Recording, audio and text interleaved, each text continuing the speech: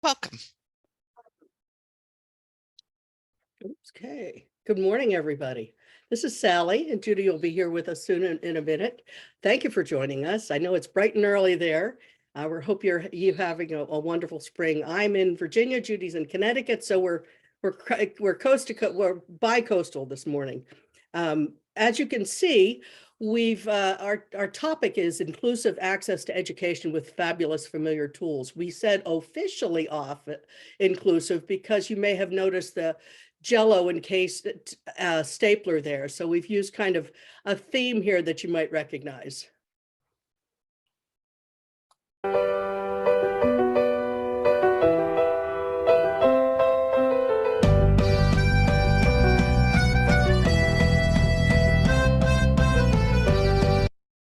Anyway, that may sound familiar to you because we are talking about not only tools in Microsoft Office, but ones that you can access readily and easily, and not just those for you to access, but for those folks that you work with and the parents and the staff that you work with, because all of these tools are going to be readily available. And we've tried to present as many different formats of those things. We strongly, as we know you do, strongly believe in a UDL approach. So even our resources are presented in a UDL approach. This is me. I don't always dress like this, but my husband and I have a handmade soap business. And so sometimes we get to get dressed up and meet with George Washington at his estate and sell some soap. But we also, we live in a small town on the Potomac River, just up the river from George. And during COVID, we adopted chickens, which now we just love and are part of our family. They're our pets. I am a speech language pathologist and have practiced in a variety of venues. Judy and I work together at a large, diverse school system providing AT services. So a little bit about me, I'm an occupational therapist, and I was also an elementary school teacher in the Mojave Desert at one time. I do live in Holland, Michigan now. I've moved from Virginia, but this week I am on Grandma Judy. I am Bama Judy to my grandchildren. They are at the library right now, but I'm also babysitting the family cat, and my Scotty and the cat don't get along. So forgive me if I have to excuse myself and break up a fight. Okay. There we go. This is our accessibility promise, and we've made so many good friends around the area through assistive technology and find them to be such a sharing bunch that this is definitely one we borrowed and sort of made our own because it's a promise that we think we all should be making. We're committed to making this presentation and its related materials accessible and to follow the principles of UDL. So we use simple backgrounds. You won't see a lot of fancy transitions and things like that. We do have the captions running. If you don't have them turned on, let us know and we'll make them available. We provide digital materials, shortened links, as you can see, multiple opportunities to respond and multiple opportunities to see examples. Here's an example right here. Here are our objectives. So we want to give you 3 or more factors. You can read them for yourself, but we've also used a smart art display as a tip. This is a way to visually represent an idea and something that maybe you could use in your practice as well.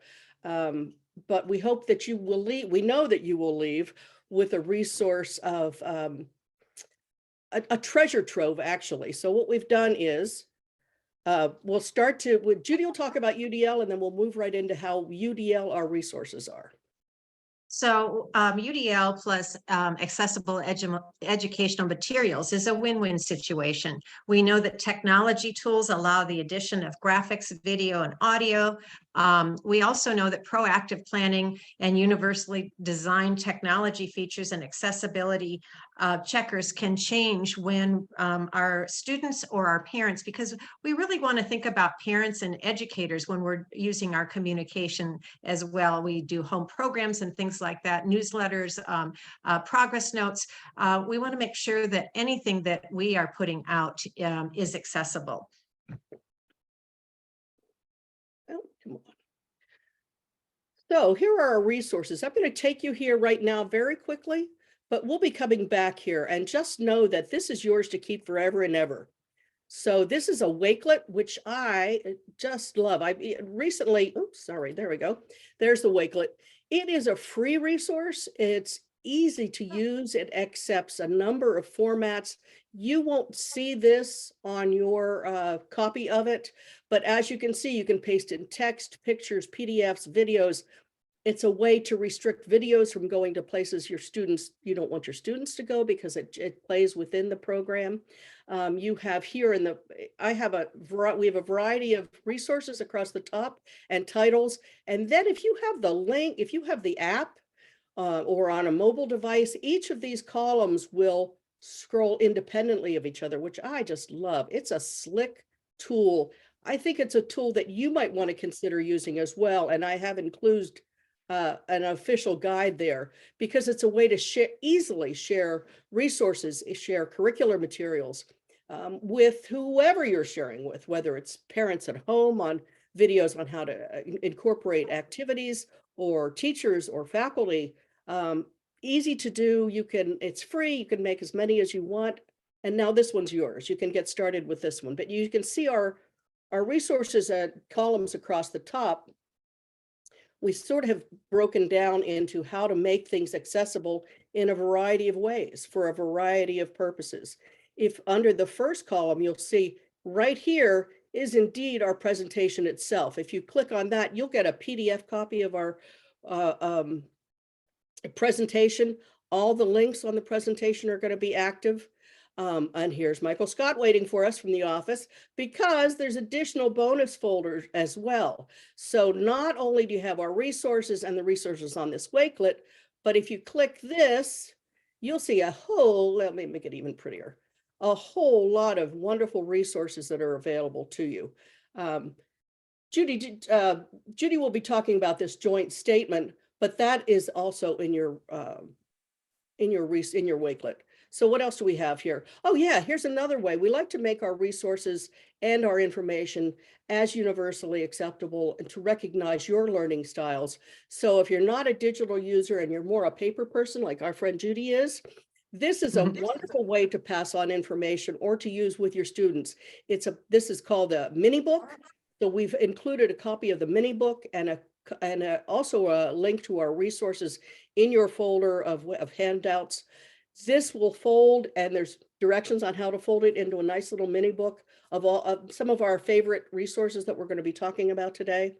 We've tucked into the bonus folder some lovely resources as well. And we'll talk about this in a bit, but you'll see we not only have how to the things that are important to us, but also some extra bonus resources that if you need to know how other states or other districts are doing it, you'll find resources. Why not, instead of inventing the wheel, like here's one for Fairfax County Assistive Technology Services. At any rate, let's get back over here because we will be coming back to the Wakelet in a bit. So I would be very interested to finding out who we are speaking with today. If you don't mind putting in the chat your role here in Oregon, what you are doing. Sally pointed out in the bonus folder that there is a joint statement on interprofessional collaborative goals in school-based practice. And I know that we're all school-based practitioners, and I know that a number of you are OTs, but I'm hoping we have some PTs and some SLPs as well. How many of you have seen, you can raise your hand in the chat, the joint statement for interprofessional collaborative goals. It was put out by AOTA, APTA, and ASHA, and it really makes the point that we're in this together, that there should not be goals that are discipline specific. If the goals for the learner are to produce legible writing in a timely manner in order to express ideas or whatever, it takes a village to determine why that can or can't occur and what we can do to support it, anywhere from posture and endurance to visual perception to engagement. So we want to take a look at the please do put in the chat if you've seen the statement.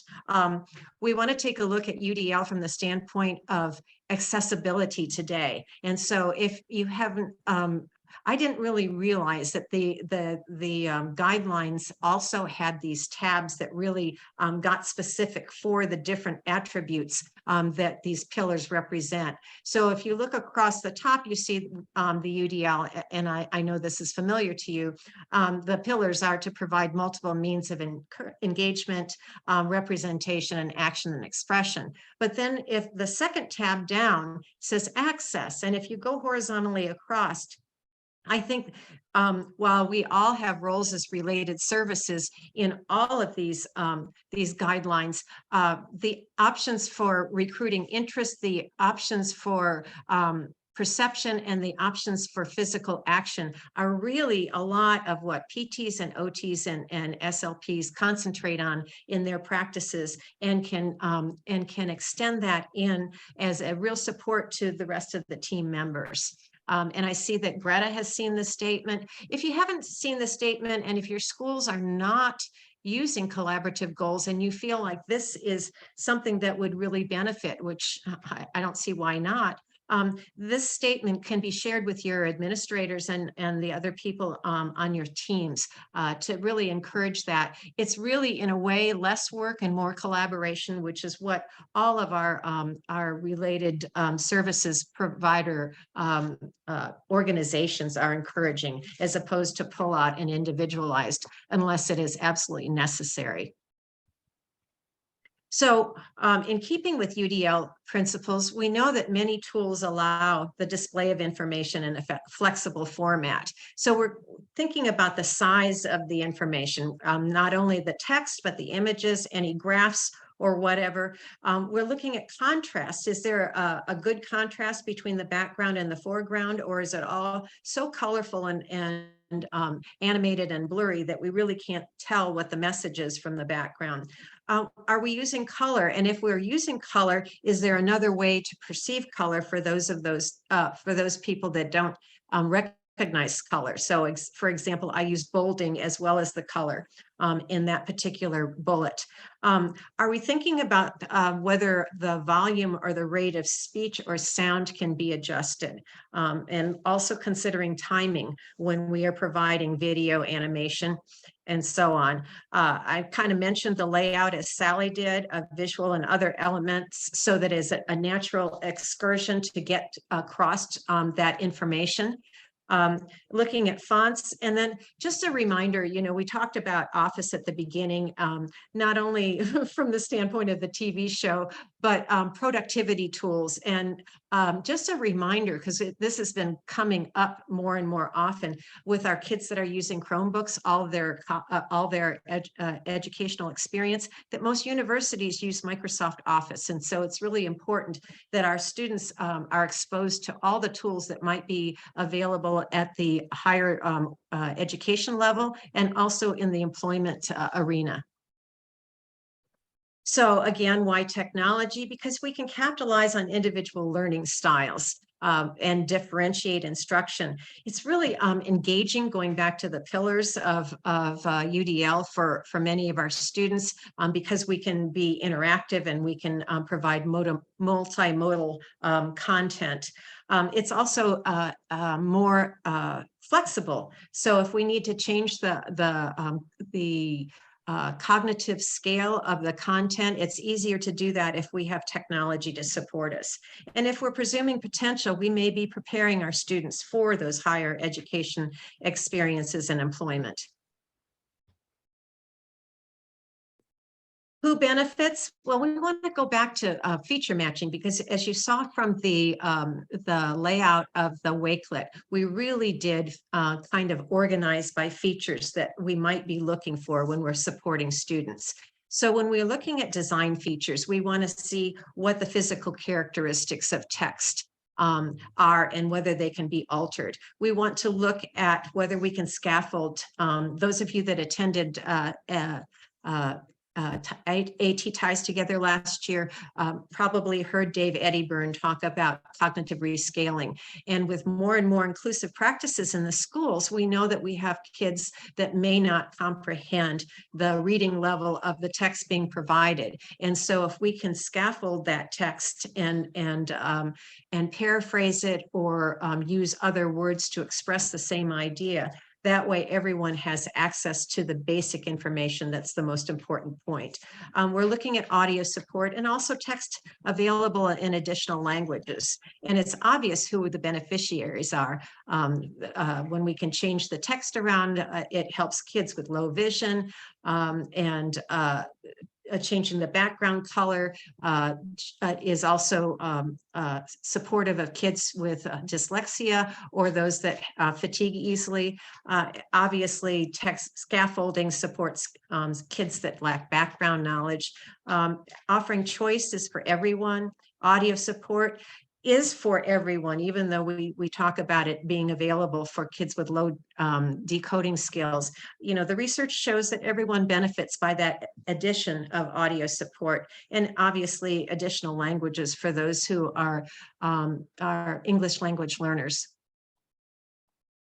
We want to set our kids up for success, and many of you have met Joy and know what an influence she has been on our thoughts about assistive technology and our thoughts about inclusive practices.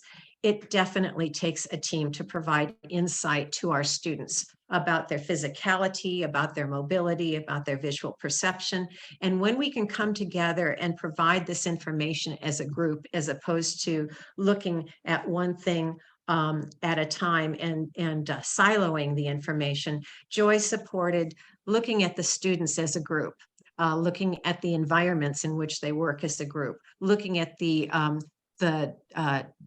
tasks that they're required to do as a group, and then looking at the attributes of each of those, and then finding tools that match those attributes or compensate for something that may be missing in the students' makeup, so that they will be able to access their information more fully. We're unable to show this video that is next to this lovely portrait of Joy. The portrait of Joy, of course, is on the right. The video is on the left, but it is linked in your slide presentation that Sally showed you on the Wakelet. And it is a beautiful explanation of the SET framework, which, even though I've seen it, I've read it, I've used it, there's always something new when you hear someone else describe it and define its purpose. So I think we've kind of discussed this. The cartoon on the right shows two toddlers sitting playing with alphabet blocks on the floor. And there's a comment by one of the kids that says, "They're okay, I guess. I just wish I could change the font." And we know that oftentimes our kids have inflexible text, inflexible letters and words because of the formats that they're being provided. So they may need more than one format, depending on their strengths and barriers, the topic, the interaction that they need to display with the format in order to show what they know, etc. So, and we want to also remember that just because we've done certain things like enlarge the font or change the color or whatever, that accessibility doesn't guarantee usability. Kids need to be taught how to use the technology in order to benefit from it. So we're aiming for success at all times. Again, AIM stands for accessible educational materials. They need to be usable for learning across the wide variety of individuals that will be accessing it. And whether a material or technology is designed from the start to be accessible for all learners or is made accessible, it is still considered AIM if it is accessible. So again, I know that oftentimes when you have one of the ECHO webinars, you have a case study. So our case study today is a classroom and the diversity of a classroom as opposed to an individual student. And when we consider, and this is just exactly from Dave Eddyburn's work, he gave us permission to use it, and some of you heard about this last year, the blueprint of diversity. We need to think about all the different things that make up a classroom. We need to think about receptive and language background knowledge. We need to think about reading, decoding, and comprehension. Mobility, it's not just being able to climb stairs and get on the bus, it's the mobility that we need to interact inside our classrooms to write and to manipulate learning materials. So we're looking at gross and fine motor skills. We're looking at expressive language, cultural background. We're looking at individuals with hearing differences, memory and persistent differences, problem-solving skills, and low vision. So when we have looked at our student and we've decided how we're going to best help the student, we want to, we want to consider UDL, of course, and we want to decide how we can multiply represent action, represent our material and express our material and bring them action. But to do so, you don't have to look any farther than the tools that are maybe right in front of them. And what you need to know is that accessibility is provided at every level of these options. And I think it gets a little confusing, which is why we've spelled it out in the Wakelet a little better. So your devices can have accessibility options and do have accessibility options. And we've provided you the links to find those and learn about those, because sometimes you can't make corrections on the devices, but the student can at the one at home if their devices are at home. Their operating systems, such as Windows or Chrome or Mac OS, they are going to have accessibility options that you need to get familiar with. Because if it's that easy to make things accessible, then you don't need special software to do it, and the student will have it all the time available to them. Also, our browsers have great accessibility features. Edge right now has built-in immersive reader that we'll talk about that'll blow your mind at the accessibility features of that. Chrome and Safari also have accessibility features. The applications themselves, such as Office or Google Docs, they have accessibility features. And of course, the user will get to know accessibility features. So you don't want to limit yourself to just, when you're looking at the environment, keep these things in mind when you're using the SET framework. Keep how you're going to mitigate those challenges with what's right available to you, because that's what this program is all about, what's available to you right away. So what accessibility features are needed? Do we need text read aloud? You know, I remember teaching assistants gathering a group of middle school students into a corner and reading the tests aloud to them because that's what they needed. Well, wouldn't that be nicer if the student could do that with a feature on their computer so that they can have things repeated at their disclosure, at their discretion, rather than having to raise their hand in front of their peers and say, could you just repeat that one more time? Or maybe there's mouses or switches that you need to access content. Font sizes, speech to text, you can see these. Increased screen space for response, fewer problems or less information per page. All of these things are available, and they are available to you because you can go right to the Wakelet and see how they're available to you.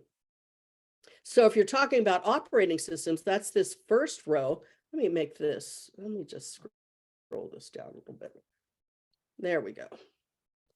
So here's this first column is all operating systems and tutorials is what it says. But anyway, there it is. And here you'll have Apple, Chrome, Windows, a Chromebook simulator. I like this because if you don't have a Chromebook and your students do, you want to know what they're seeing and how you can make that accessible to them. So there's actually a program called a Chromebook simulator, so you can see what they see. There's accessibility for Google Docs, Sheets, and Slides. This is a dandy little thing right here. We'll get to it in the slides, but if you need teacher tutorials or parent tutorials for using the Google things, that's available to you through this. And well, we're just scrolling on down, but all of these things are accessible, and we'll talk more about these things. But we've also organized these, and when you're looking at the task that needs to be done, is it something that the environment prevents a barrier in organization or visual presentation or cognitive supports or physical access? So as you go down, you'll see all these resources available to you. Okay.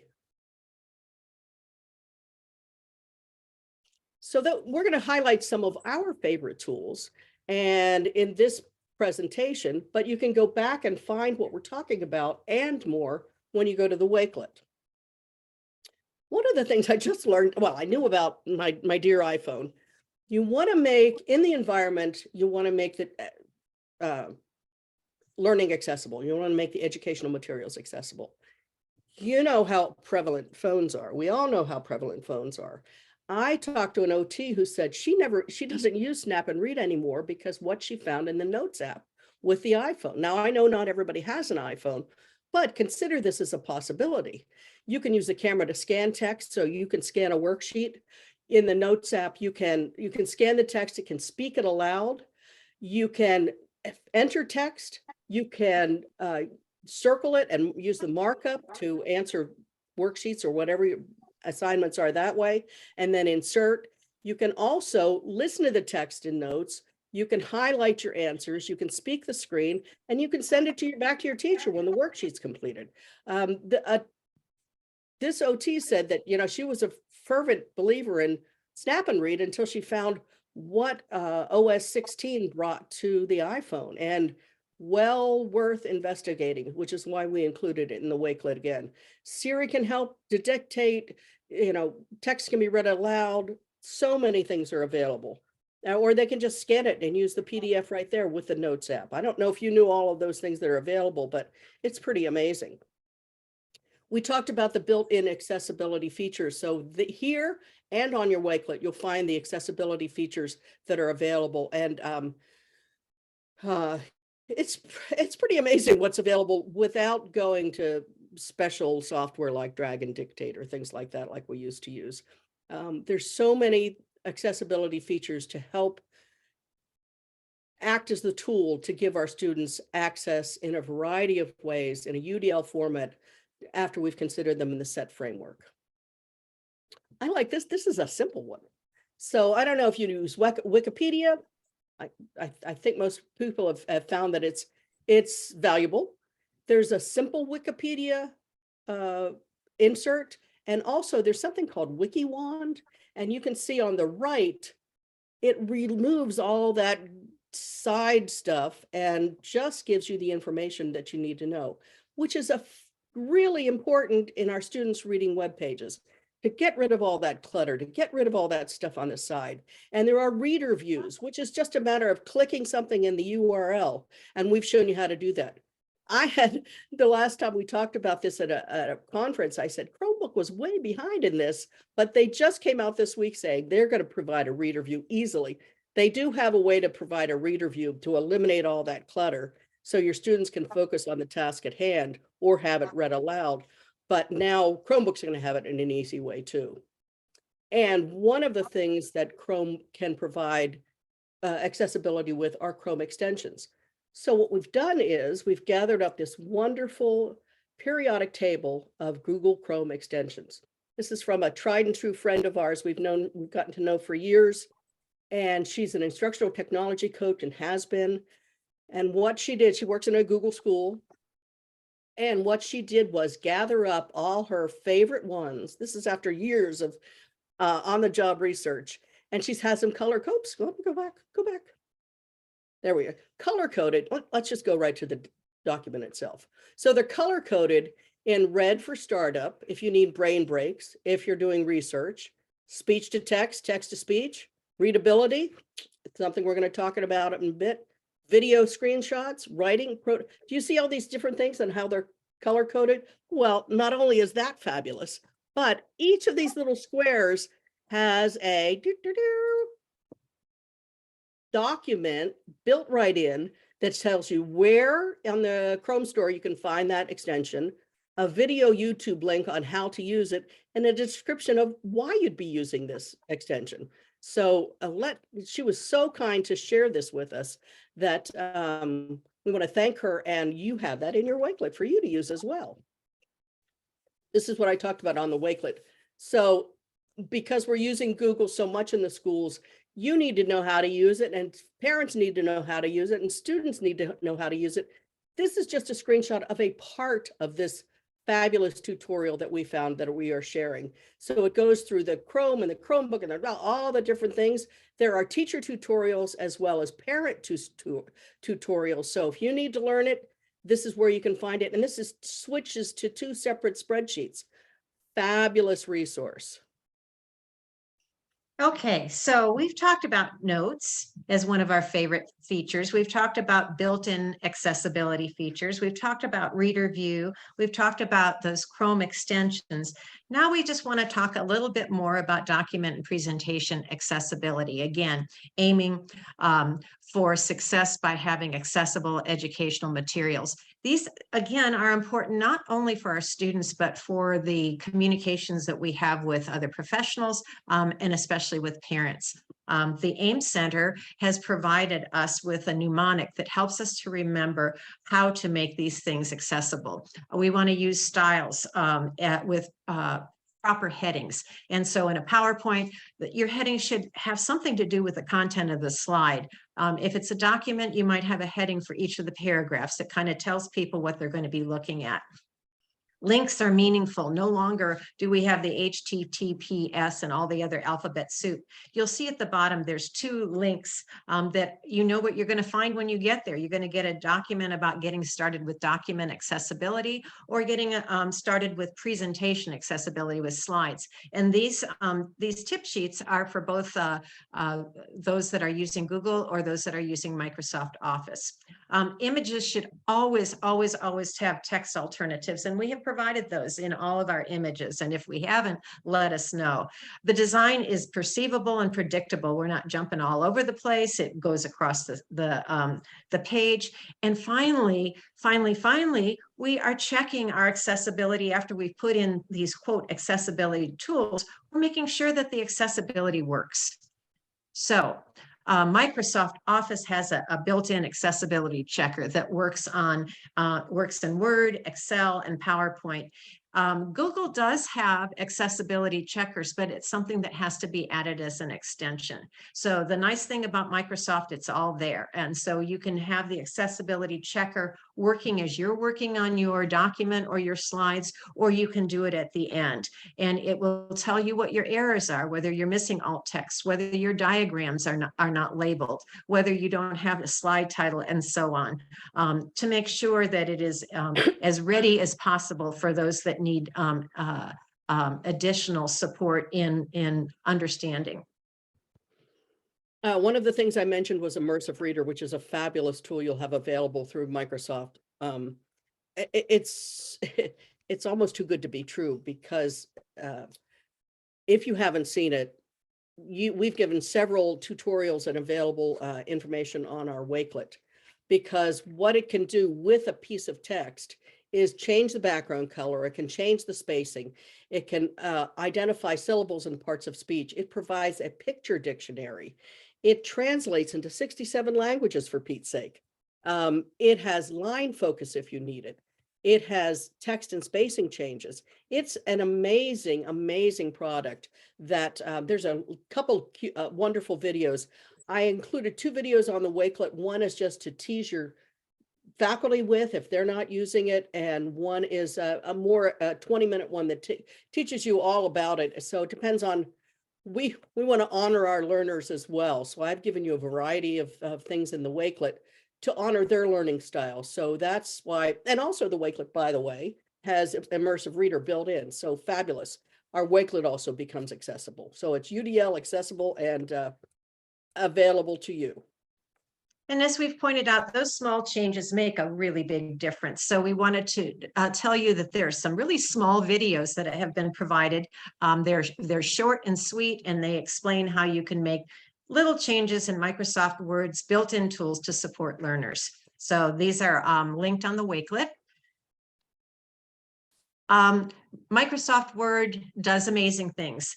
We have included in your bonus folder something called the Wonders of Word 2016 about making accessible educational materials just using plain old Microsoft Word, that productivity tool. In the back of that volume, it's like 36 pages, is a chart that shows the feature, because we've been talking about feature matching, and you'll see that you'll have these same features on the Wakelet in terms of looking at organization, visual presentation, etc. And then what features of the actual tool themselves kind of speak to that. So on the next slide, you're going to see a table that kind of zeroes in on that. So some of the things that you might think about, some of the features you might look at in Microsoft Office tools are if the student is struggling with organizations, how to organize the ribbons and access, how to use track changes, and so on. So you see each of the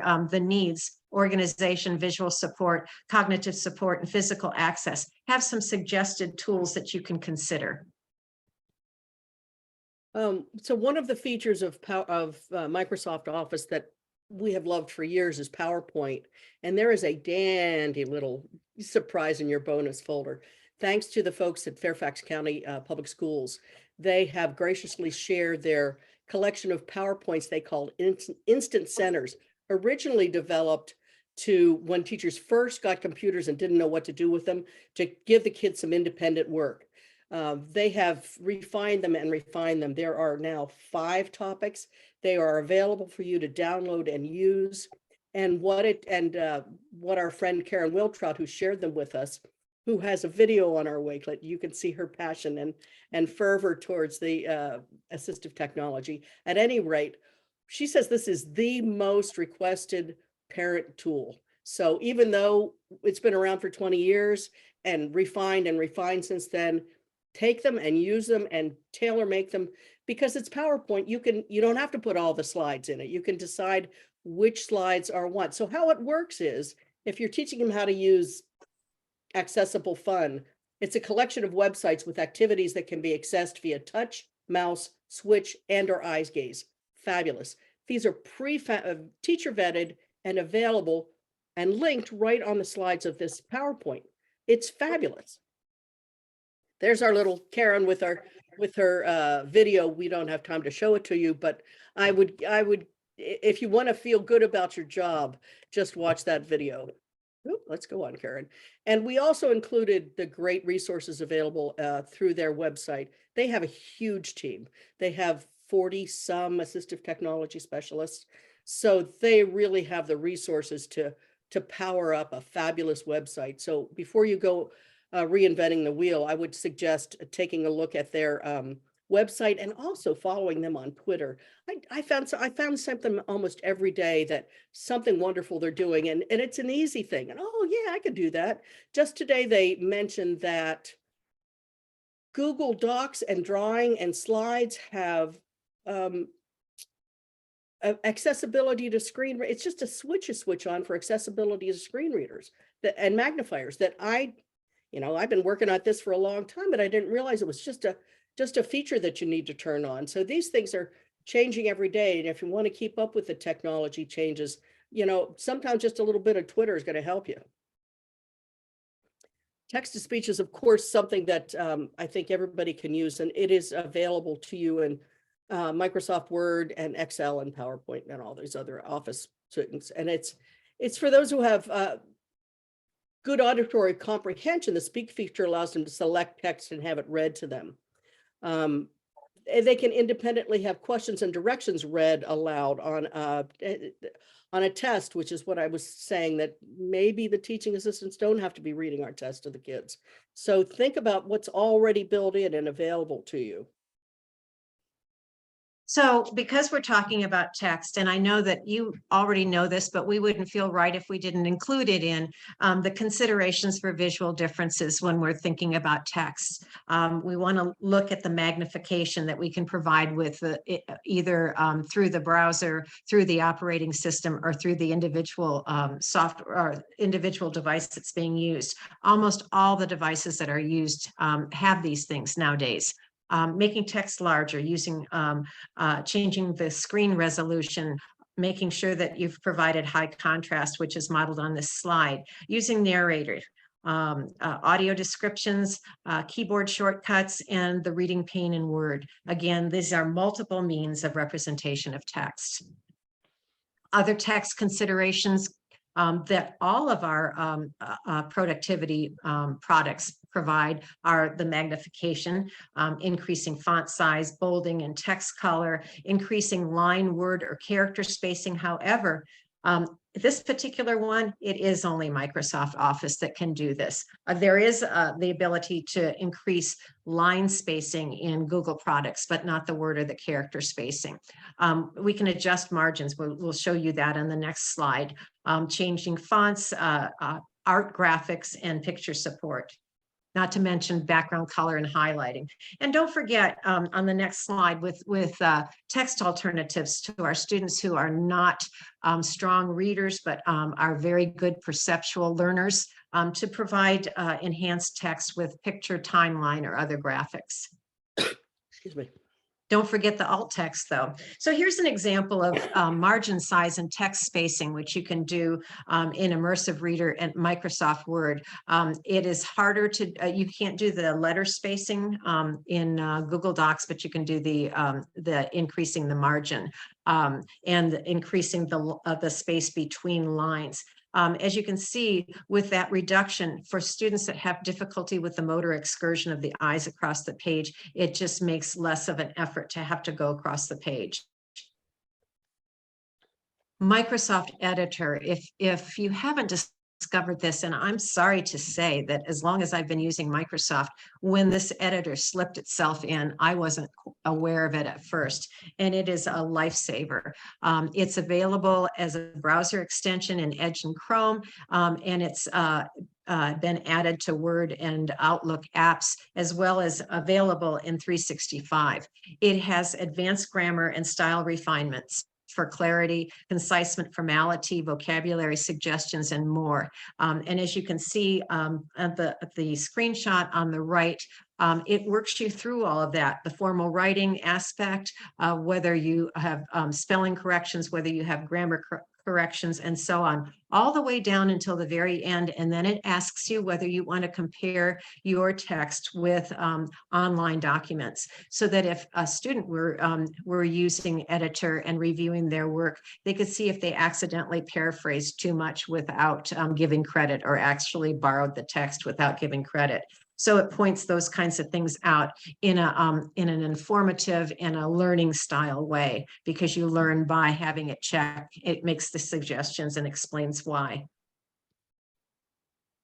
Speech recognition, we know that for years and years and years, the pat answer or the why can't they question from parents or teachers when a student had difficulty with written language expression. Well, let's just get them dragging and let them talk. And it will produce the text and the problem solved. Again, tools are only as good as the training that goes along with them to make sure that they're the right tool for the job. This document by Daniel Cochran and Kelly Key is continually updated. The most recent update is in 2020, and we've linked it for you. It talks about speech recognition as assistive technology for writing. And no more are we saying, oh, they got to wait until they understand about capitalization and punctuation. Just like kids scribble with pencils, they should be scribbling with speech recognition to learn the power of their words. But Kelly Keys and Dan Cochran have an approach. So it's not a tool that is misused or not used because it doesn't make sense. They have a process for teaching the child how to use the tools, so you can evaluate very carefully if it is the right tool for the job. They have data collection. They have like encouraging little posters and things like that. It's a really worthwhile document to take a look at if you are recommending speech recognition and the student or the teacher or the parent are struggling with its proper use. Readability is something that was touched on in the editor, Microsoft Editor as well. And this is something that's been around for a long time, but it can be handy for our students to know how Editor has helped them with their writing, or if Editor has helped them with their writing by developing a readability scale. And this is just built into by checking a thing in preferences, this is built in right after spell check. So it comes out with a grade level. And then if they change if they use the right click for synonyms, they can see how they can grow their grade level just by changing the words or not using the word awesome in every sentence, or fun, or extending the length of their sentence. And this can be easily done. By showing this to teachers, this comes right up on the screen. They can take a screenshot. We had some teachers saying, do that. I won't accept your paragraph until it's a 4th grade level. Well, now they can prove it's a 4th grade level, and they can use the tools at their fingertips to make it a 4th grade level or an 8th grade level, whatever they're aiming for. So we have a link right on this slide to how to do that. But it's a dandy little tool. But if you're not using Microsoft Office, you also can use this website to check your readability online. And I think that's important not just for students, but if we're reaching out and disseminating information, we want to make sure our information is readable by the audience that we're giving that information to. So think about your audience and reaching what reading level our information we're providing, our newsletters are, or our policies are. If we want policies to work, let's make them readable by all involved, right? And along those lines, we were talking about PowerPoint. We don't want to disregard Google Slides. So we've offered you this great resource called Slides Mania, which offers themes and templates for Google Slides or PowerPoint, free templates on all sorts of things, choice boards, games, manipulator. You see all these things over here. Great, great stuff. So that's a place you might want to go and visit. Again, there's Karen's Instant Centers. Go to the bonus folder on the Wakelet to find them, download them. If you have any trouble with any of the resources we've provided, we've also provided our contact information. Please don't hesitate to contact us. If for some reason access is crazy or something like that, we believe we've shared this so everybody has access to all of this. That's what we're talking about. But if you have any trouble, don't hesitate to contact us. And other ways to use PowerPoint to make things accessible. Look at all these great tools with text and graphics and video and all those sorts of things. We also like the flexibility of it because PowerPoint is not only something digital, it can be printed out. And if you don't know about PowerPoint photo album, do yourself a favor. We are always surprised that folks that have been in this business for years and don't know this simple little insert photo album exists on PowerPoint, because you can gather a number of pictures during the day of a fun activity you were doing in the classroom or in your therapy session, and in a matter of moments, incorporate those into a PowerPoint just with one dialog box that comes up. So you can decide the format, you can sweep in all those pictures, you don't have to resize them. It'll incorporate a text box if you want it. You can have your students dictate what text goes in there. Meanwhile, bam, at the end of the 5 minutes, you've got a lovely little PowerPoint, which students are engaged in because their pictures are in there, but they can also, you can print it out and on 4 slides to a page, send that home for the parents to work on home skills and things like that. It's a dandy tool. It's a dandy tool. You'll be amazed. We have resources and tutorials in the Wakelet for that PowerPoint photo album. It's just perfect for home programs, especially because you can take a picture of the student doing what you feel that is appropriate for them to do, and you've got photos all the way across the board, and then you can provide either narration if you want to send it digitally, or you can provide text and print it up as a home program with much more accessible and multimodal approach. Truly, it's one text box on the screen, and you go through about 4 steps, and boom, your PowerPoint's done. It's remarkable. Keyboard shortcuts are another way to make things accessible, and we've included these shortcut sheets in your bonus folder as well. Multiple options for action and expression, right? And these are all about access as well. So if the mouse isn't working and keystrokes work, you can highlight those keys on a keyboard and use those kinds of tips to make things easier. So, our timing is perfect. What are some of your favorite tools? Shall we go to the Wakelet, Judy, here? Let's start. let's start with favorite tools that maybe you didn't see in this presentation that you can tell us about. We'd like to learn from all of you. As Chandra said, there are so many tools. You could do a whole series of tutorials. Absolutely, absolutely. If you prefer to turn off your mute and talk to us, that would be great, or type it into the chat. What are some of the tools that you are either recommending or your go-tos that you are using yourself for productivity?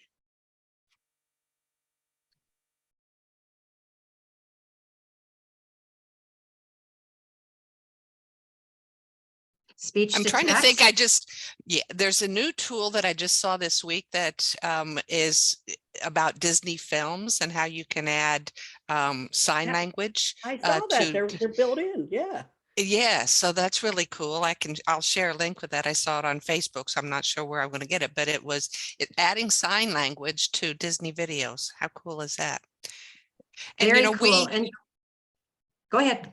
Sorry, as the AIM cohort, and I dropped in the chat box, we're trying to bring together videos. And when we think about the tutorials that people need, I think we need to do an inventory of those tutorials, because you probably have some things in your resources that we could link to.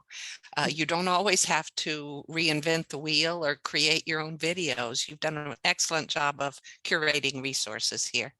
And I think that was part of our point too. And we probably didn't say it out loud. We didn't articulate it, but you don't have to know how to do all these things. It's just important to know all these things exist, so that as you as a team, when you're talking about a student who's really struggling, you go, oh, I know that there's a way that they can do this. I know that there's a tool out there, and dollars to donuts, if you can describe it, you can find it. And that's the whole point, is describing the attributes of what the child needs to do or what the tool needs to do. And then the tool is out there for us. Yeah, we were hoping that would be how the Wakelet served you, because we know you can't remember all this stuff, but this is a repository where you can go, I think we've got something for that. And by using the columns in the Wakelet, you can say, wait, there was a thing. And using that as a place to go to help solve some problems. But I'm certain there's other tools out there that we haven't mentioned. And we had so much trouble paring this down to fit the time frame. And we know we've thrown a lot at you, but it's so exciting to see all the different things we can do to support our kids nowadays. And again, it takes a team. It takes everybody being involved to look at the attributes and decide what's going to work. Yeah, we hope we've not only given you some varieties to recognize your learning style in the Wakelet, because there's videos and there's text and there's pictures, but also things to help you help others learn those tools as well. There's no reason that you need to make a video if there's one out there. And I think we've given you a variety of sites. There's one from New York City Department of Education, and one from Michigan, and one from Fairfax County. So the stuff is out there. Rather than you having to create these videos yourself, you want to quickly incorporate a tool into a child's or a student's day at school or at home. The tools are available. And Chandra has just put in the DCMP streaming library of accessible educational videos. And thank you so much for that. For those of you that want to save the chat, you can save the chat at the end by clicking on the dialog box and then those little 3 dots, and then that'll save the chat so you can take a look at those resources. I just wanted to mention, since Deb was talking about providing sign language, back in the day, and again, going back to PowerPoint, we were creating adapted books and then inserting a little video of sign language students signing the text that went along with the text on the page. So you can do it with really upscale and new technology, or you can use old tools in new ways. So there's more than one way. And again, the blessing of PowerPoint and some of those other things is it's not dependent on the internet. So once you've saved it, you'll be able to do those interactive things without being online. So do we want to go ahead and go to our case study? So we just wanted to give you, and I know we're not telling you anything you don't already know in working out in the school community, that our classes are diverse. And so we decided to give Mr. Lee's class as our example for our case study of thinking about some of these tools and how they might impact the students in Mr. Lee's class. So as you can see on the chart, we have smiling Mr. Lee taking attendance. He has 11 girls in his class with diversity in reading, writing, math, spelling, and problem solving and focus. There are 19 boys, 6 English language learners, 7 students with IEPs. And those of the students that have IEPs, 2 of them are speech only, 2 are with learning differences, 2 have mobility differences, which impact the way they access both learning materials and getting around the class to take advantage of things like the whiteboard, et cetera, and 1 with visual differences. And we are curious as to how you might apply some of the things that we've talked about to the students in Mr. Lee's class. So we're turning this over to you all.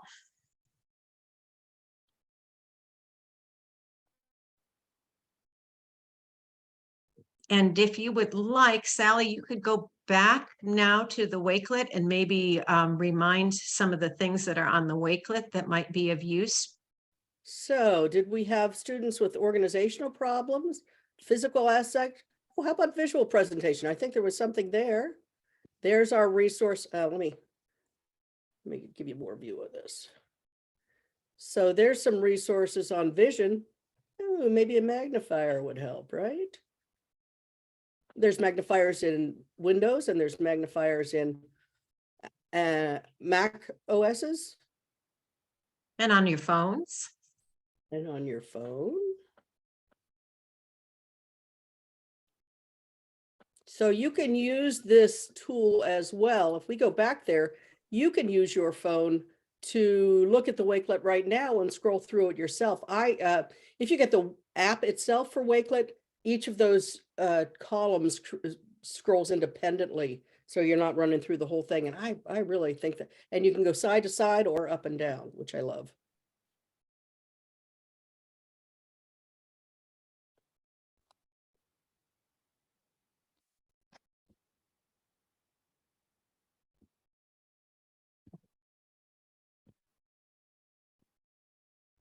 So there's some nice videos available from New York City Department of Education.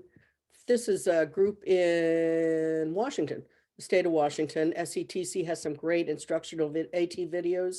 There's custom guides in, oops, you don't need to see all that, do you? You know what the temperature is in Lovettsville. There's the bonus folder.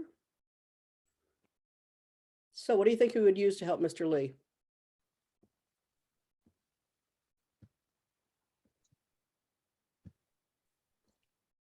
Well, I certainly think that we would start with accessible materials from the beginning, making sure that they are not locked PDFs, that whatever we're providing to our students, they can get to be able to use with whatever tools. I'm wondering whether some of the students with mobility differences might be using. Does anybody have any thoughts on individuals who aren't using their arms and legs in a more typical manner?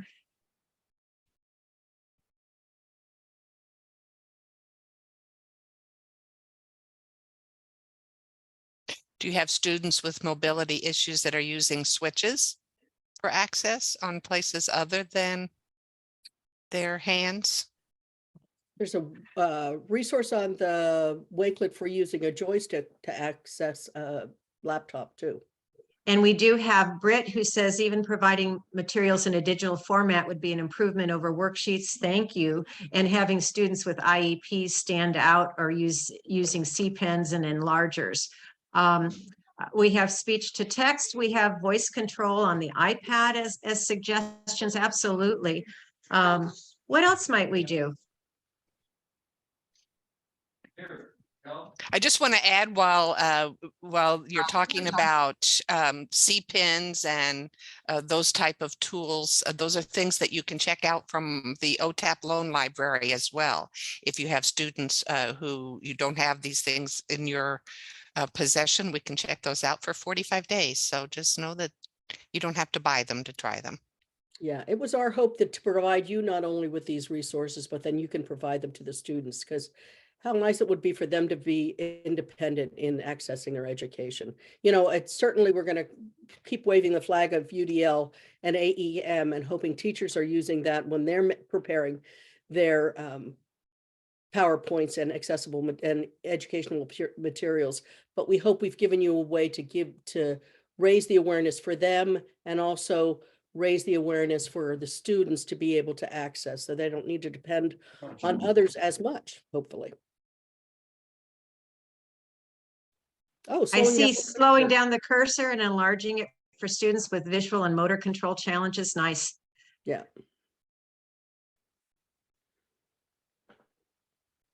Do you have students with CVI? What kind of accommodations or what kind of things might you do with the built-in tools for those students? Just prompting, just thinking.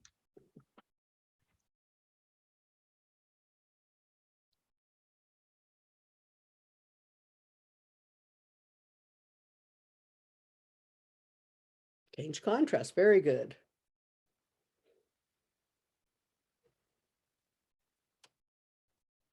Yes, we're in agreement on that one.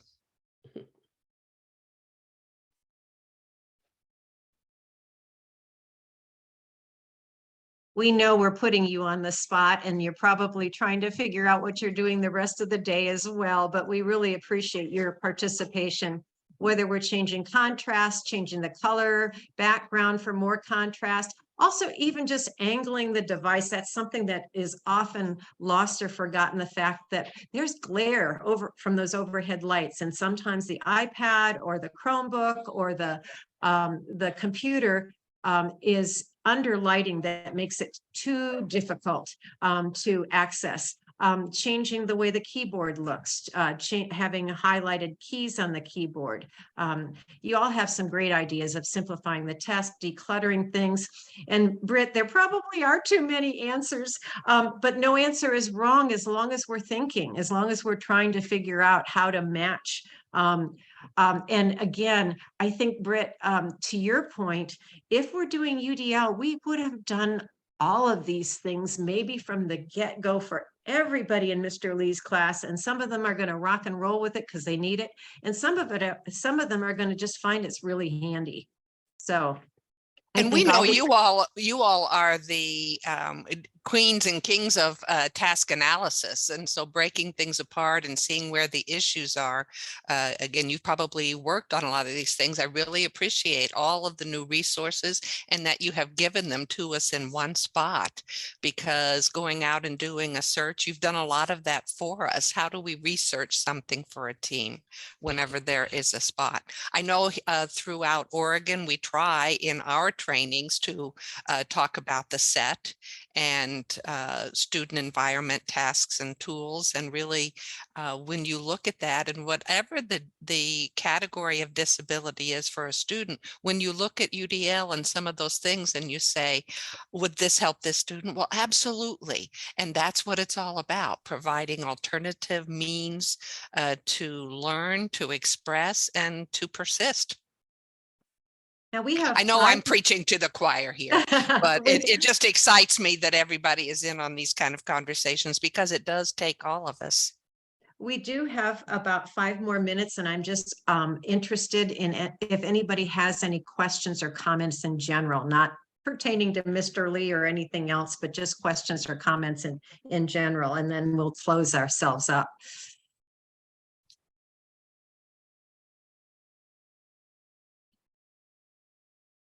As people are continuing to think about this, I also wanted to say that as one of the projects in the National AIM Center work that we're doing, it's a 4-year grant. We have one more for technical assistance. We are